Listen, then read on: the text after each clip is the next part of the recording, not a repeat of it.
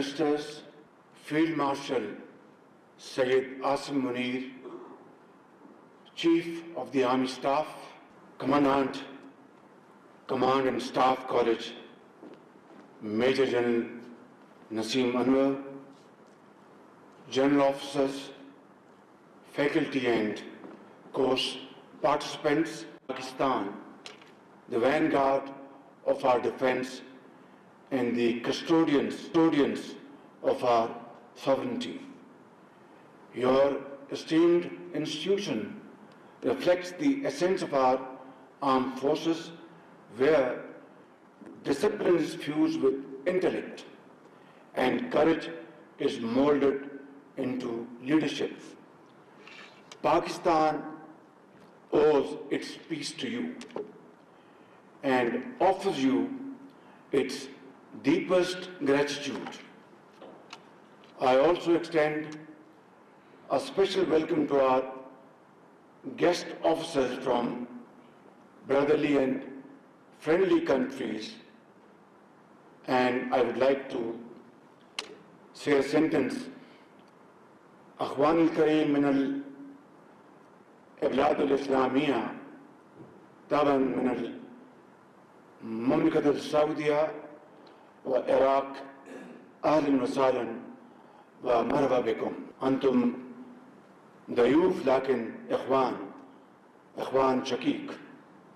Alhamdulillah. Your presence here is a reflection of the excellent ties that we are privileged to enjoy with our friendly countries. Let me commend the Commandant of this great seat of learning for maintaining the highest standard of training and extend my heartiest congratulations to the course participants for the successful completion of your training. Ladies and gentlemen, today the threats we face are no longer limited to conventional battlefields. They are multifaceted, ranging from kinetic warfare to cyber attacks, economic coercion, to disinformation campaigns and hybrid threats that challenge both our borders and our ideological frontiers.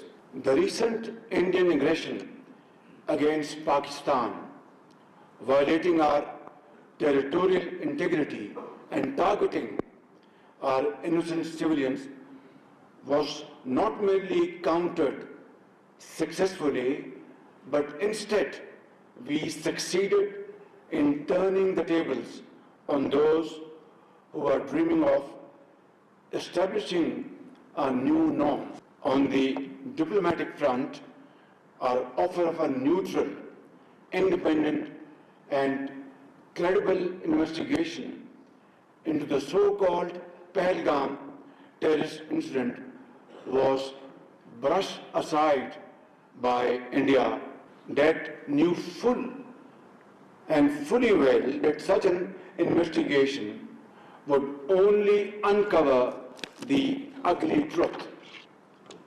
With its false allegations exposed, India resorted to unleashing its missiles against Pakistan on 6th of May.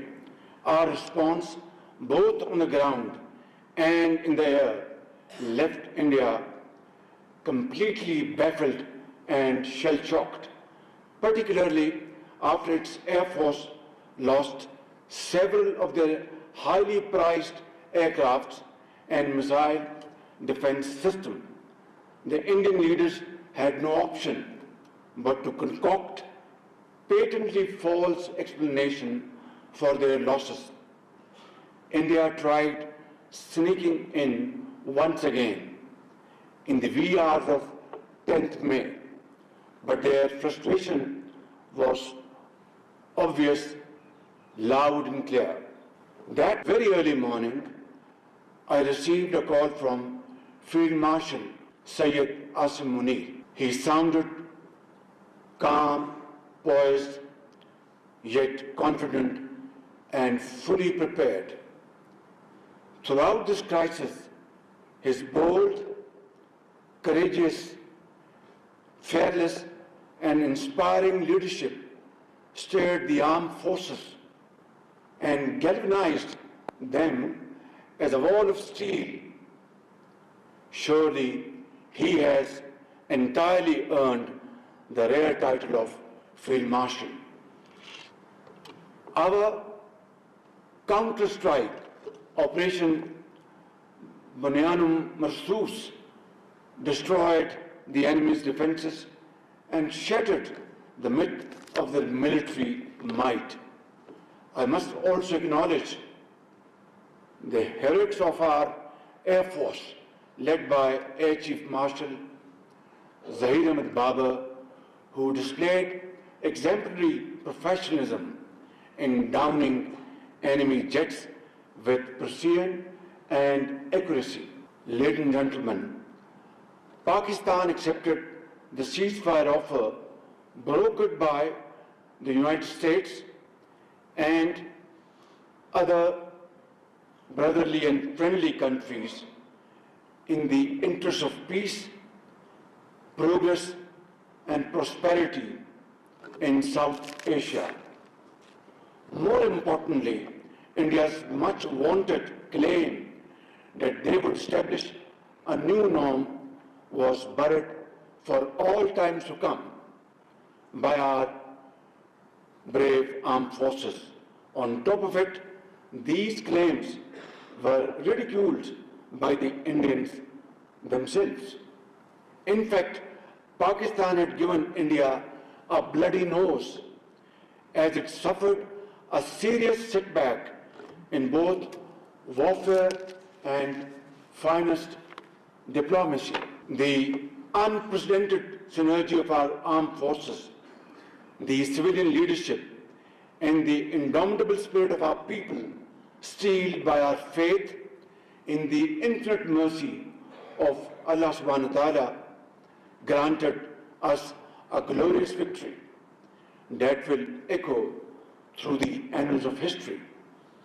In fact, it is Pakistan that has established a new norm in its relation with India.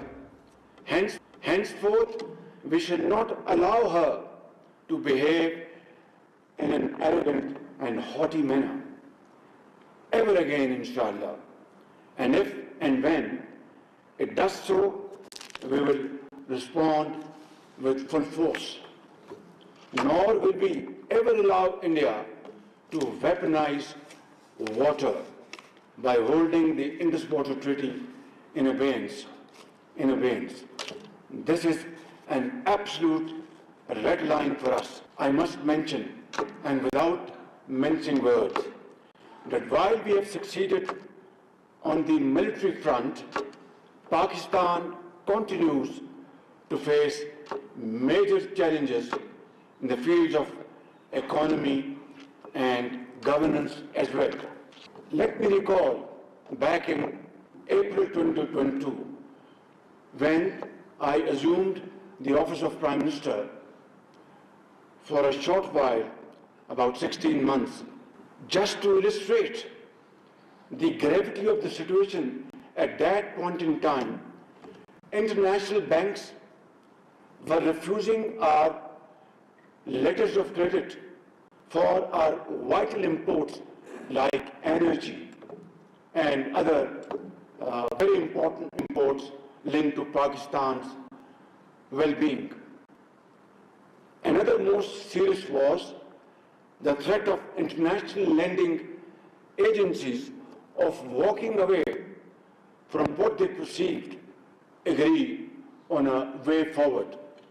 And as a result of that meeting in Paris, in July 2023, we were able to sign a standby agreement with IMF, which averted an impending economic meltdown.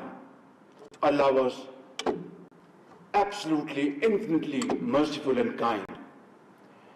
Then again, assuming office now in March 2024, we lost no time to introduce major reforms coupled with cast iron guarantees to the lending agencies that we would not shy away from undertaking difficult, tough, but very relevant, deep-rooted structural changes in our system and our administrative organization. And we undertook those very difficult decisions, and through that we were able to calm those fears of our lending partners. Today, alhamdulillah, we are witnessing the fruits of those sacrifices made by the common man of Pakistan. Inflation has plummeted from 38% to 0.3%. Our rupee stands stable. Official foreign exchange reserves have crossed $11 billion, and galloping interest rate, which was 22.5% in 2022, have come down to 11%. Simply put, a reduction of 50%. But my very respected officers, these achievements, significant as they are, represent only the beginning of a very arduous, difficult, thorny journey towards progress and prosperity. On the way, we will meet huge challenges like mountains, rivers. We'll have to surmount them. We'll have to cross those rivers through commitment, unwavering commitment to our nation, to our people. And that will require sacrifices, sweat and blood, of that no nation on the face of the earth was able to stand up from the ashes of defeat and touch the zenith of glory. Alhamdulillah, Pakistan at this point in time is flying high. Our morale is very strong. Our armed forces, with Allah Almighty's blessings and your wonderful, excellent professionalism and the nation's total support behind you, we have won a war against an enemy which was, in the eyes of our deflectors, was unthinkable. But we have converted this unthinkable into a reality. And that is, I think, our finest hour in our history. But now is the time to use this moment and convert this moment into something this nation has been longing for, praying for, that when that hour would arrive, when Pakistan's economic progress and prosperity would be not only witnessed by them, enjoyed by them, but the world at large would stand up and respect Pakistan's grit and its hard work and its infinite efforts to achieve a point for which this country was carved out under the leadership of Quaid-e-Azam Muhammad Ali Jinnah, and sacrifices of millions of people who crossed rivers of blood on the way. They lost everything in terms of human lives and properties, in this ardent hope that we will reach our destination, Islamic Republic of Pakistan, carved out of India with these great sacrifices, and they will enjoy a life according to their hard work, merit in the society. 77 years down the line, my very honorable professional soldiers, that dream has yet to be realized. But as they say, it is never too late. This is the moment has arrived. It's all up to us to catch this moment and convert into a success story unparalleled in the annals of history. Difficult, but not impossible. I can guarantee you by the grace of God. It only requires, we have everything in this country. Allah Almighty has blessed us with these great brains, courageous faces sitting in this room and all over the country. Great talent, engineers, doctors, scientists, land, very fertile land, and natural resources. What we lack is the will to do. If we can really capture this moment, I can guarantee you, not only we will compensate for the losses of the past, but we'll have glorious future, and our posterity will be grateful to all of you and to all of us. So this is the time to act and act immediately. वो एक शेर, उठ बांध कमर क्या डरता है, फिर देख खुदा क्या करता है. मैं समझता हूँ कि ये वो मौका है कि जिसे आज पूरी कौम को इंतजार था. I will just highlight a few indicators that as compared to last year, our revenue collection is more than 28% than last year. And our GDP, tax ratio to GDP, which was 8.8% last year, today it is going to touch by 30th June, hopefully 10.4%. But although it is highest in the last 6 years, but it's a long way to go. We have to touch at least 15% if we have to have meaningful growth, development in the four nook and corner of Pakistan. My wonderful officers, I'd like to mention a few humble achievements this government has made in the last 14-15 months. Through our joint efforts, we have shown zero tolerance for corruption. And I'll cite you only one example. Federal Board of Revenue, less said the better. Right at the inception of my government, we changed, transferred officers at the highest level who are not delivering and had problems. I will not go into details. And they were replaced by people of more knowledge and respect. And that is why, and then every week I hold a review meeting of FBR in my office, every week. So as a result, in these 14 months, 28% is additionality to our revenue as compared to last year. For the first time in Pakistan's history, you are witnessing faceless interaction at Karachi port. And this model will be replicated in all other seaports and dry ports. Thirdly, these containers, they come in and they carry millions of tons of goods every year, but they were never scanned. Pakistan had enough resources to spend a few $1 million to import these scanners and scan these containers and to see what are the goods which have been shipped and check misdeclaration, under invoicing. But it was never done. Not that I'm trying to take the credit.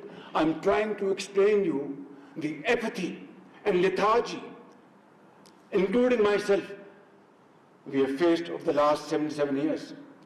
But now is the time to stand up and accept the challenge and move forward in unison, which we are by the grace of God in the last more than 1 year. And then smuggling has been another cancerous problem for Pakistan. And it was said that this is one area that can never be plugged. I can assure you, my very honorable officers, that alhamdulillah, in the last 1 year, there is significant reduction in smuggling. And again, I would say the credit goes to, in this particular case, mostly to Field Marshal Sayyid Asim Munir. To Afghanistan, we used to have smuggled sugar. I'm giving you one example of billions of rupees. This year, we have exported to Afghanistan sugar worth $211 million. Otherwise, this amount of sugar would have been, under normal circumstances, smuggled to Afghanistan, and not a dime would have been recovered and put in the exchequer. This is one shining example which can be replicated in every walk of life, every sphere of life. Again, what it demands the will to do.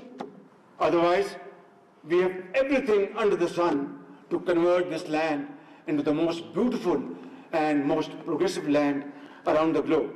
Then, in power sector, there is massive leakage, pilferage, चोरी होती है बिजली 500 अरब रुपए की साल की. फिर वो IPPs, they have made their profits. This is the first time that these IPP agreements have been renegotiated. And coupled with other steps we have taken, alhamdulillah, 2 months ago, I announced a respite of ₹7 per unit in electricity tariff across the board. So these examples I have quoted here not to impress you, but for your kind consideration that this is how nation can be built by the grace of God. Then we are moving in crypto and blockchain technologies. We are fast moving towards motion of information technology, spending huge sums of monies to train our HR.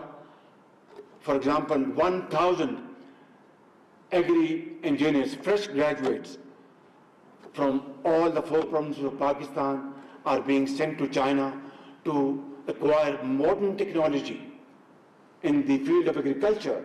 Imagine Pakistan, an agrarian economy, and yet at times we are exporting wheat, at times we are importing wheat, at times we are exporting sugar, at times we are importing sugar.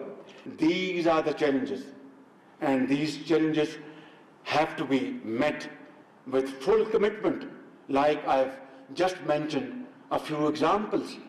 A few drops in the ocean, like drop by drop, it will become a flowing river by the grace of God. My dear officers, terrorism is another challenge. We have lost 90,000 great Pakistanis in the process. Are very brave soldiers, officers, civilians, doctors, engineers, mothers, sons, and politicians, doctors, scientists. All of them have paid huge price, human lives, and we lost business economic losses of $150 billion over these decades. And I think there cannot be a bigger manifestation of our commitment to defeat this menace, which has resurged back in 2018 in KP, here in Balochistan, and sparsely some on other parts of Pakistan, again paying their lives to defeat this menace. And today again, you are standing before this menace, and inshallah, through your great efforts, inshallah, we will be able to overpower this scoundrel for all times to come, inshallah. Another 2 points on diplomatic front. Alhamdulillah, our outreach is consolidating, and our traditional friends are, inshallah, are very well engaged with us, and partnerships in counterterrorism, partnerships in investment trade, all these subjects are being discussed with them proactively. But let me say, a time-tested friendship with China, Kingdom of Saudi Arabia, UAE, Turkey, Qatar, Iran, Azerbaijan, and other Central Asian states are growing even stronger as we are ready to build mutually beneficial trade, investment, and economic ties. China is the most time-tested friend of Pakistan. Saudi Arabia is one of the most reliable, trustworthy friend of Pakistan.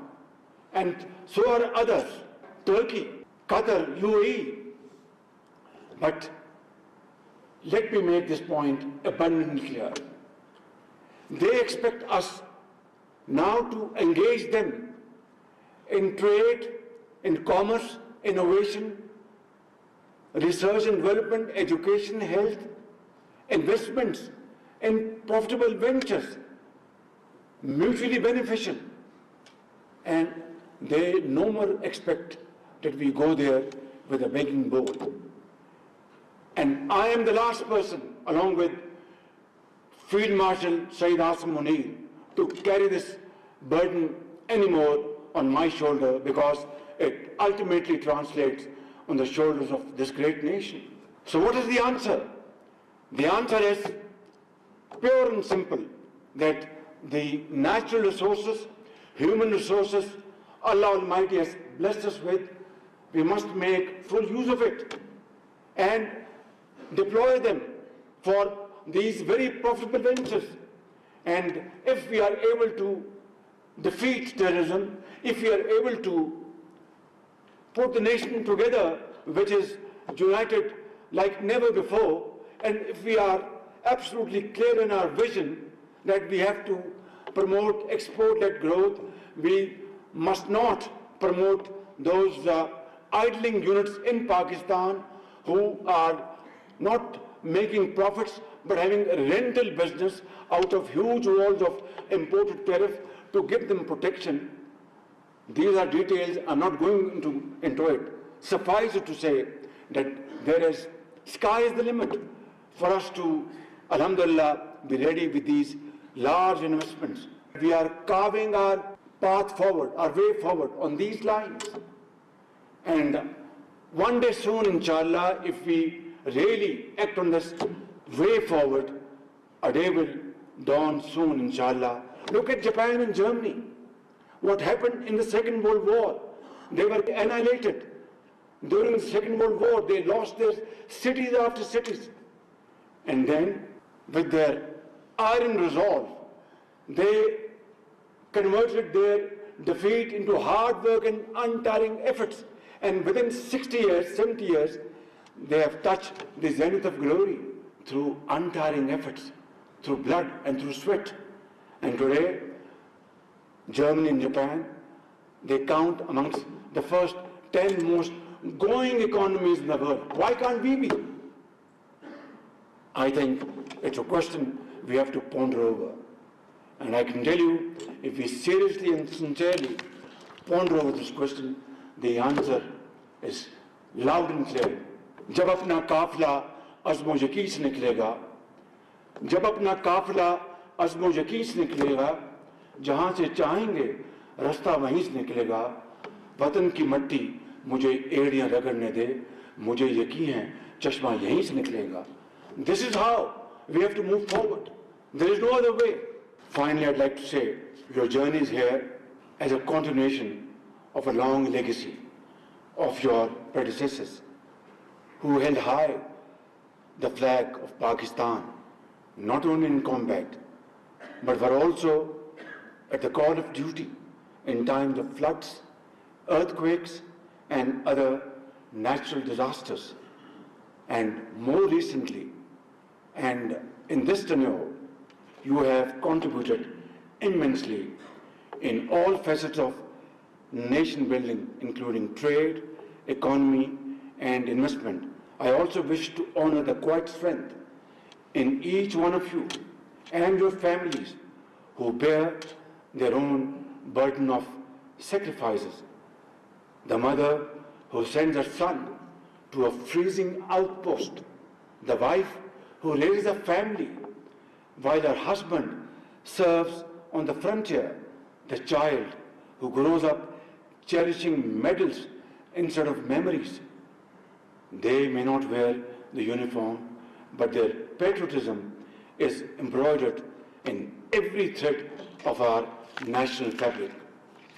Ladies and gentlemen, I want to conclude with a parting thought. You have chosen a path of selfless service, one that demands courage, fortitude, loyalty, and sacrifice. In your hands lie not just the safety and security of our borders, but the very ethos of Islamic Republic of Pakistan. May you always be guided by integrity, duty, and faith. May your courage inspire generations to come, and may your outstanding service shine forever as a beacon of hope and pride for this great nation. May Allah Almighty protect you and our beloved homeland, Pakistan, Zindabad.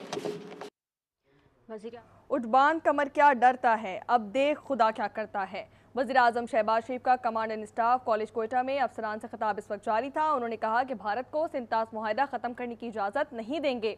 Bharat ने कोई मुहिम जोई की तो मुंह तोड़ जवाब दिया जाएगा। वज़ीर-ए-आज़म बलूचिस्तान में अमन व अमान से मुतालिक